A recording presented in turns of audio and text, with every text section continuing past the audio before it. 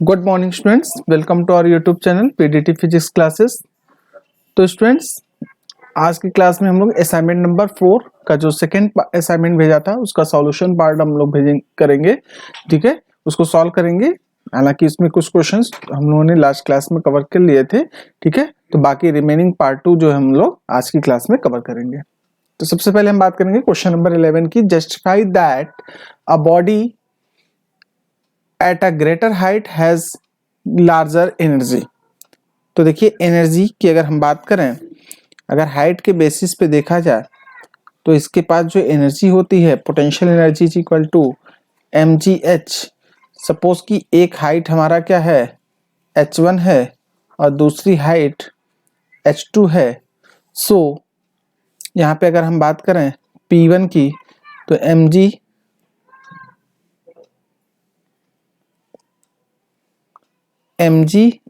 h1 और P2 की बात करेंगे तो क्या जाएगा mg h2। यहाँ पे since h1 is less than h2 so P1 is less than P2।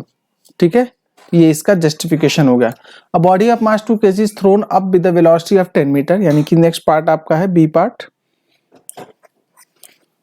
यहाँ पे m दे रखा है 2 kg, इनिशियल स्पीड दे रखी है 10 metre per second.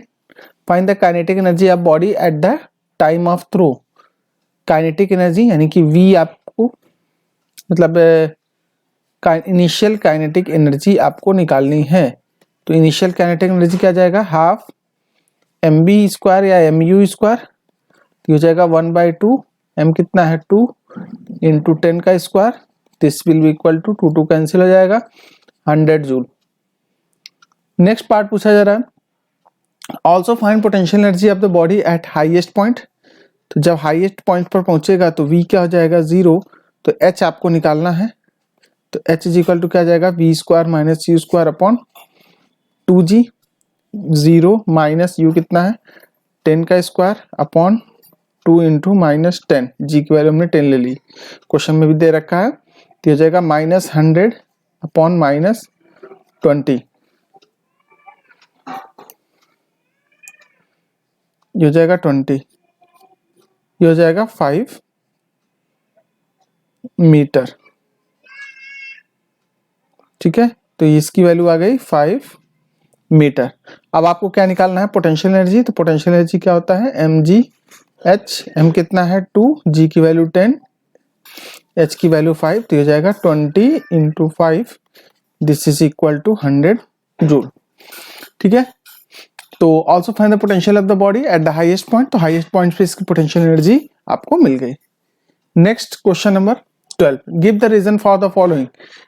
Kinetic energy of a freely falling object increases it holds law of conservation of energy। हाँ बिल्कुल, देखिए kinetic energy किसी भी बॉडी फ्रीली फॉलिंग ऑब्जेक्ट है तो उस केस में उसकी काइनेटिक एनर्जी क्या होती है, इंक्रीज होती है। तो इसका मतलब साथ में उसकी पोटेंशियल एनर्जी डिक्रीज होती है।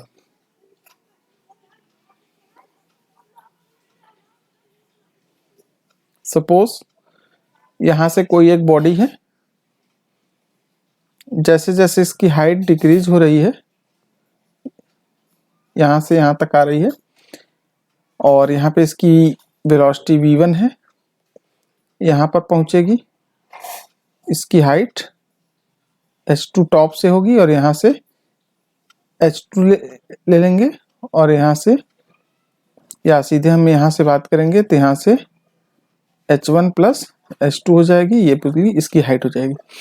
तो कोई भी बॉडी जब ऊपर से नीचे की तरफ गिरती है तो यहाँ पे क्या होता है, इसकी पोटेंशियल एनर्जी मैक्सिमम है mg h1 plus mg h2।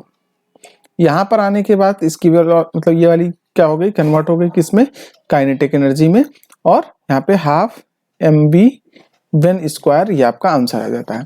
ठीक है, तो वही कह रहा है कि the kinetic energy of freely falling object increases it holds the law of conservation of energy. यानी कि law of conservation of energy क्या कहता है कि टोटल एनर्जी जो है हमेशा कंजर्व होती है, रिमेन कांस्टेंट रहती है। मतलब कि देखिए इनिशियल एनर्जी और फाइनल एनर्जी दोनों सेम होगी। A girl fills up 10 pages of notebook in order to practice sums, yet she has not done work in terms of science and scientific concept। आपने 10 page लिखे लेकिन आपने कोई भी मतलब वर्क नहीं किया। क्यों? क्योंकि वहां पे कोई फिजिकल डिस्प्लेसमेंट नहीं हुआ। ठीक है, यानी कि आपकी बॉडी का कोई डिस्प्लेसमेंट नहीं हुआ। ठीक है, इसका मतलब आपने कोई वर्क नहीं किया। Work done by the gravitational force on an object moved along a horizontal path is 0. Work done by the gravitational force on an object moved along the horizontal path. तो ये देखिए ग्रेविटेशनल फोर्स हमेशा किधर की तरफ काम करती है। आप सपोज करो एक पर्सन है, वो इधर की तरफ ऐसे मूव कर रहा है और जो ग्रेविटी काम कर रही है नीचे की तरफ mg, इनके बीच में एंगल कितना 90। तो वर्क इज इक्वल टू क्या होता है fs cos थीटा, और यहाँ पे हो जाएगा force into displacement into cos 90, और कॉस 90 की वैल्यू होती है 0। So F into S into 0 will be equal to 0, इसलिए कोई वर्क डन नहीं हुआ। Find the energy in kilowatt hour consumed in 24 hours by two electric devices, one of 100 watt and other of 500 watt। देखिए दो devices use हो रहे हैं, एक आपका 100 वाट का है, दूसरा 500 वाट का है। तो टोटल वॉटेज कितना हो गया, यानी कि टोटल पावर की अगर हम बात करें तो ये हो गया 600 वाट। एनर्जी की अगर हम बात करेंगे तो पावर इनटू टाइम, पावर कितना है 600, टाइम कितना है 24 आवर, तो हो जाएगा वॉट आवर। अब अगर हम इसको 1000 से डिवाइड कर दें तो 600 into 24 upon 1000, this will be equal to kilowatt hour. तो यहाँ से आपका हो जाएगा एक जीरो, ये कैंसिल हो जाएगा और ये पॉइंट हो जाएगा, दैट इज 6 इंटू 2.4, और यहाँ पे हो जाएगा 144 या 14.4 किलो वॉट आवर। तो ये आपका एनर्जी कंजप्शन हो जाएगा। नेक्स्ट क्वेश्चन है, two bodies of equal masses move with velocity uniform velocity v and 3v respectively, find the ratio of kinetic energy. तो फर्स्ट पार्ट की अगर हम बात करें तो रेशियो यानी कि पहले half mv1 square half mv2 square 1/2 m mass same है, v1 कितना है v स्क्वायर हो जाएगा, और यहाँ पे 1/2 m v2 कितना है 3v का होल स्क्वायर। तो यहाँ पे देखिए ये कैंसिल हो जाएगा, ऊपर आएगा v स्क्वायर बन 9v स्क्वायर, ये कैंसिल हो जाएगा, that is 1/9। So kinetic energy of first is to kinetic energy of second is equal to 1:9। Define power, power की डेफिनेशन आपको मालूम है, rate of doing work is called power. An electric heater is rated 1500 watt, how much energy does it use in 10 hour. देखिए यहाँ पे power आपको दे रखा है बी पार्ट के लिए, पावर दे रखा है 1500 वाट, इसको लिख सकते हैं 1.5 किलोवाट। टाइम कितना है 10 आवर। ठीक है, तो एनर्जी क्या हो जाएगा, power into time 1.5 kilowatt into 10, so 15 kilowatt our. इसको हम लोग लिख सकते हैं 15 यूनिट भी कह सकते हैं। ठीक है, इसको जूल में कन्वर्ट करना है, since 1 kilowatt hour is equal to 3.6 into 10 power 6 joule.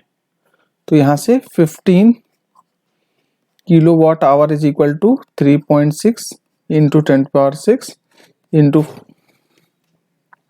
15 कर लेंगे, मल्टीप्लाई करने के बाद से आपको आंसर मिल जाएगा। यहाँ पे आ जाएगा 15 6 90 और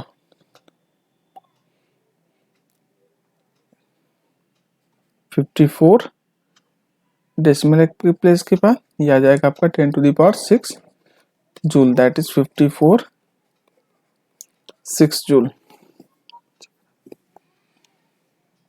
ठीक है, तो ये आपका आंसर हो जाएगा। इसी तरह से state the law of conservation of mechanical energy, यानी इस क्वेश्चन में ये बेसिकली आपको एग्जाम में जो मिलेगा ये इस तरह से लिख के मिलेगा और पार्ट। तो इसमें या तो आपको ये दोनों करने होंगे या ये तीनों नीचे वाले तीनों करने होंगे और के बाद वाले, दोनों में से कोई एक। 5 मार्क्स का ईच क्वेश्चन, 5 मार्क्स के दोनों क्वेश्चन आपके होते हैं। तो इस तरह से आपको करना होगा। State law of conservation of mechanical energy. Law of conservation of mechanical energy can nether be created nor be destroyed. ठीक है।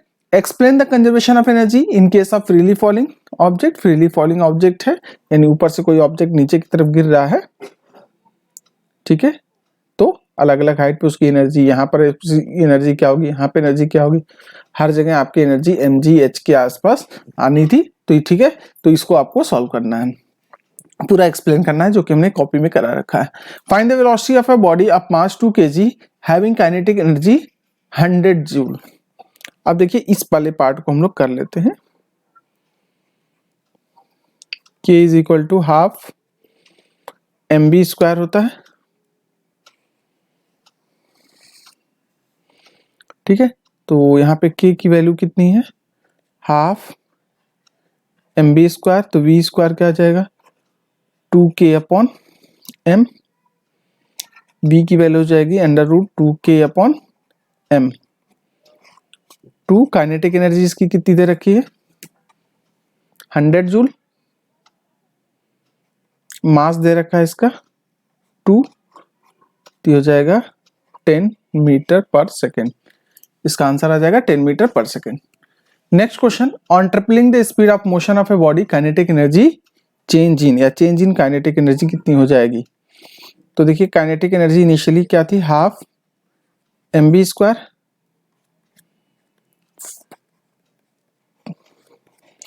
फाइनल काइनेटिक एनर्जी क्या जाएगा हाफ m, इसकी स्पीड ट्रिपल कर दिया गया, तो हो जाएगा 9 इंटू हाफ mb स्क्वायर। कह रहा है चेंज इन, यानी कि डेल्टा के, चेंज का मतलब final kinetic energy minus initial kinetic energy, final और इनिशियल के बीच का डिफरेंस, यानी कि यहाँ पे क्या जाएगा 9 into half mb square minus half mb square, ठीक है। तो अब यहाँ पे अगर आप चेंज निकालेंगे या सिंपली अगर बात करें हाफ mb स्क्वायर, तो यहाँ से हाफ mb स्क्वायर बाहर ले लीजिए, ये हो जाएगा 9 minus 1, so 8 into half mb square, this is equal to 8 into kinetic energy initial, ठीक है। ये क्या आ जाएगा 8 टाइम्स, करेक्ट आंसर हो जाएगा। Next question, a mass is moving 5 meter per second with the speed of along x-axis direction on a smooth surface when a force of 5 Newton acts on it along the y-axis. The work done by the force is, देखिए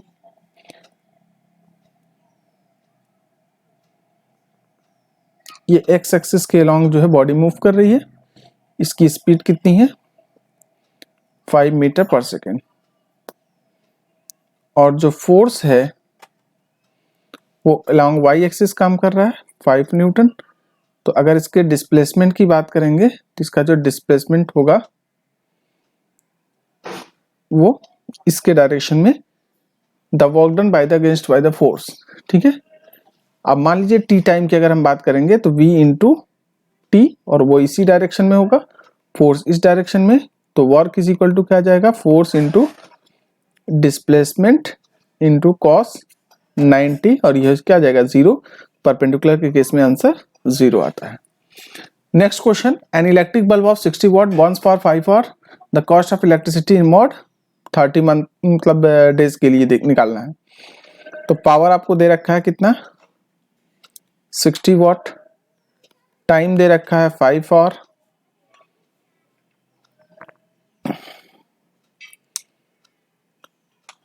ठीक है, into 30, ठीक है, 30 दिन के लिए 30, एक दिन में 5 घंटे, तो इतने क्या जाएगा 150 आवर। अब यहाँ पे आपको एनर्जी निकालनी है, E is equal to P into T, that is 60 into 150 watt hour, यहाँ पे हो जाएगा वॉट आर लिख सकते हैं, या फिर इसको लिख सकते हैं 9 किलोवाट आवर। ठीक है, अब कॉस्ट फॉर, यानी कि कॉस्ट फॉर 1 यूनिट, यहाँ पे INR के फॉर्म में बताना है। ठीक है,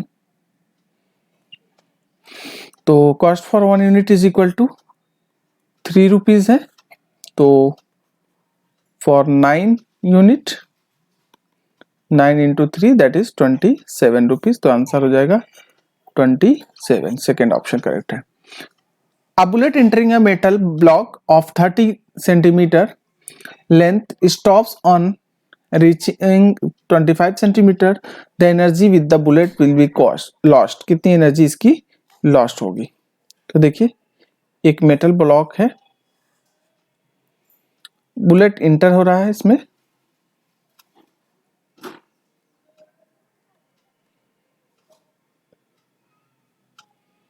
ये ऐसे इंटर हुआ और यहां पर आने के बाद स्टॉप हो गया। कह रहा है a bullet entering a metal block of 30 centimetre, इसकी लेंथ कितनी है 30 सेंटीमीटर, और यहां से यहां तक इसकी लेंथ है 25 सेंटीमीटर पर स्टॉप हो गया। The energy with the bullet will be lost, यानी कि एनर्जी इसकी कितनी लॉस्ट होगी? तो सीधे देखिए कह रहा है in imparting momentum to the block, यानी कि यहाँ पे मोमेंटम, ये जो एनर्जी होगी वो कहाँ लॉस्ट होगी? तो ये जो है इसके मोमेंटम को चेंज करने में यूज होगी। In the form of heat, heat के फॉर्म में भी होगी, तो यहाँ पे करेक्ट ऑप्शन हो जाएगा both A and B. Next question है A 50 kg man climb a slant length of 5 meter along a 30-degree inclination. A 25 kg man running with the 2 meter per second speed, a force of 5 Newton on the object moving with 5 meter per second of the, if the energy A, B, C are given. तो A, B, C की energy, यानी कि first case में अगर आप energy निकालिए that is E A, क्या जाएगा force into displacement into cos 30। तो फोर्स कितना है आपका, यहाँ पे देखिए फोर्स आपके पास नहीं मालूम है, तो इसके लिए क्या है 50 kg मैन, मतलब कि उसका वेट हो जाएगा 50 इंटू 10 डिस्प्लेसमेंट 5, cos 30 की वैल्यू होती है 1/2, ये हो जाएगा 25 और ये हो जाएगा 250 इंटू 1250 जूल।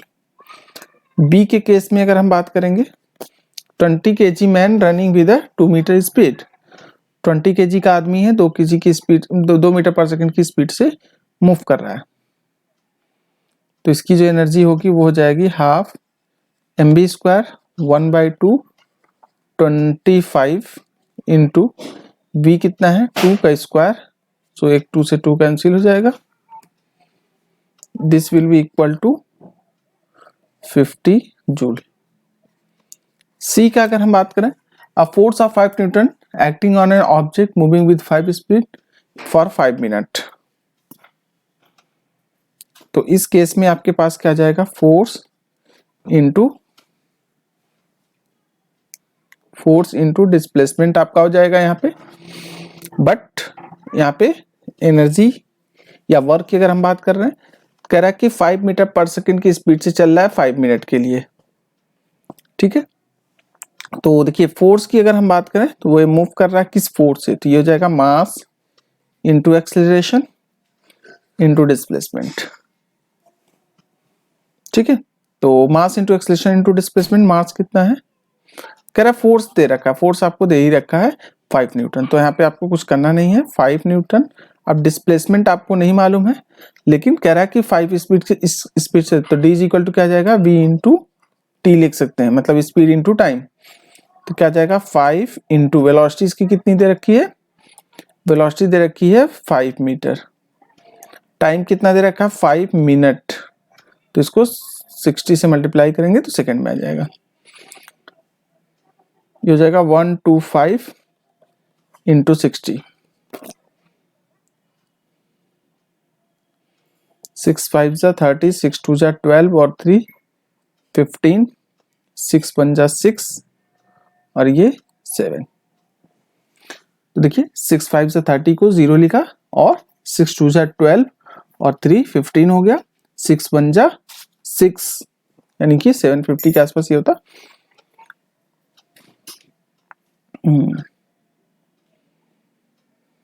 तो इतना जूल आपके पास इस केस में। आप ABC देख करके बताइए कौन सा ग्रेटर होगा। तो अब यहाँ पे देखिए 7500 है, सो EC ग्रेटर है किससे, EA से, और ये ग्रेटर हो जाएगा EB से। मतलब कि इसको हम लोग ऐसे भी लिख सकते हैं EB, EA और EC। तो EC सब में है, देखिए सब में है, कोई दिक्कत नहीं। हमारा मेन फोकस किस पे है, EA पे। तो EA किस में है, इस वाले केस में है, और EB यानी कि ये वाला हमारा एग्जैक्ट मैच कर रहा है, तो ये करेक्ट आंसर हो जाएगा। Next, if a force of F Newton moves with a constant speed, the power delivered by it is. तो देखिए पावर इज इक्वल टू क्या होता है, वर्क अपॉन टाइम। वर्क को लिख सकते हैं force into displacement upon time. So force into displacement upon time भी लिख सकते हैं इसको, और ये हो जाएगा बेटा आपका फोर्स इंटू वेलोसिटी। तो ये आपका फॉर्मूला हो जाएगा, यानी कि this will be the correct answer. If a 60 watt bulb and a 40 watt bulb are connected to a source up to 20 volt, the glowing brighter, यानी कौन सा ज्यादा ब्राइटर ग्लो होगा। तो भाई देखिए जिसका पावर ज्यादा होगा वो ब्राइटर ग्लो करेगा, क्योंकि यहाँ पे सेम वो है। तो 60 कौन सा है, ये आपका correct answer. Next, a mass m is moving in a circle of radius 1 meter with a uniform speed of 5 meter per second. The work done when its radius turns by 60 degree. यहाँ की आपका एक मास है,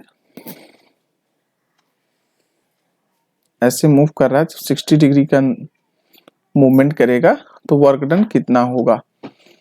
तो देखिए यहाँ पे force is equal to mv²/r use कर लेंगे, ठीक है। और यहाँ पे अगर हम डिस्प्लेसमेंट की बात कर रहे हैं, सर्किल रेडियस दे रखा है विद यूनिफॉर्म स्पीड, स्पीड यहाँ पे यूनिफॉर्म है बट वेलोसिटी यहाँ पर चेंज हो रही है, ठीक है। तो जाहिर सी बात है F is equal to mv²/r आप यूज कर लेंगे, तो आपको मिल जाएगा r की वैल्यू 1 है, तो ये हो जाएगा दैट इज m इंटू 25 हो जाएगा। 25 m आपका हो गया फोर्स, ठीक है। तब work done when its radius turns by 60 degree, यानी इसकी रेडियस 60 डिग्री होगा। मतलब कि ये हमको निकालना है कि डिस्प्लेसमेंट कितना हुआ। तो डिस्प्लेसमेंट यहाँ पे देखिए यहाँ से यहाँ तक, तो डिस्प्लेसमेंट इसके अंदर क्या हुआ, इसके और इसके बीच में सोचिए। तो यहाँ से यहाँ तक अगर आप डिस्प्लेसमेंट निकालना चाहेंगे, ये वाली लेंथ आपको निकालनी पड़ेगी, ठीक है। तो इसके बेसिस पे ये लेंथ आप कैलकुलेट करके और यहाँ पे मल्टीप्लाई करके ये कैलकुलेट कर लेना। A boy holds a mass on his stretched hand. एक पर्सन है,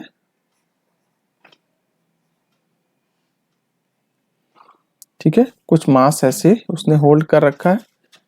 then work done against gravity,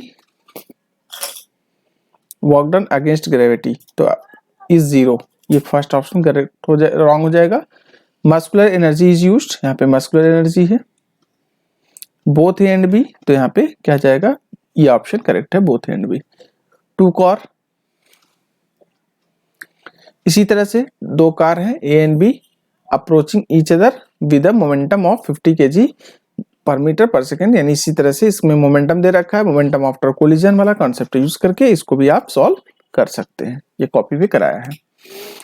इसी तरह से माइक्रोफोन कन्वर्ट करता है सोर्स एनर्जी को पल्स में, ठीक है। किसमें, वेव में, इलेक्ट्रिकल में क्या करता है, माइक्रोफोन जब आप बोलते हैं, ठीक है, तो वो साउंड एनर्जी को इलेक्ट्रिकल सिग्नल या एनर्जी के फॉर्म में कन्वर्ट कर देता है, ठीक है, इलेक्ट्रिकल सिग्नल के फॉर्म में कन्वर्ट करता है, ठीक है। A body falls freely towards the earth, the total energy क्या होती है, रिमेन्स कांस्टेंट होती है, यानी कि एनर्जी में कोई चेंज नहीं होता है। The two equal forces acting 30-60 degree पर horizontal displaces a body equally on a surface, यानी कि एक सरफेस है आपका, ये ऐसे समझिए, एक हॉरिजॉन्टल सरफेस है, एक पर फोर्स आपका लग रहा है, ये कितना डिग्री, 30 डिग्री, इस पर फोर्स लग रहा है आपका 60 डिग्री का पर, और डिस्प्लेसमेंट दोनों में x हो रहा है। तो वर्क की अगर हम बात करें W1 क्या जाएगा, F1 force into displacement cos 30, ये हो जाएगा Fx cos 30 की वैल्यू √3/2। और W2 की अगर हम बात करेंगे तो फोर्स इंटू डिस्प्लेसमेंट cos 60 और इसकी वैल्यू हो जाएगी Fx/2। तो देखिए कौन सा ज्यादा होगा, यानी यहाँ पे Fx/2 आ रहा है या रूट आ रहा है, ठीक है। तो ये लगभग हाफ हो जा रहा है और ये आपका 1.732 आएगा, इसका 2, यानी कि ये ग्रेटर आएगा, तो 1 इज ग्रेटर देन 2, ठीक है। इसी के साथ आज का ये चैप्टर कंप्लीट हो गया है, ठीक है। ये असाइनमेंट क्वेश्चंस हो गए हैं, कुछ क्वेश्चंस बच गए हैं तो उनको आप लोग प्रैक्टिस कर लीजिएगा, ठीक है। तो आज के लिए फिलहाल इतना ही, बाकी की चीजें हम लोग नेक्स्ट क्लास में कवर करेंगे। Thank you, have a nice day.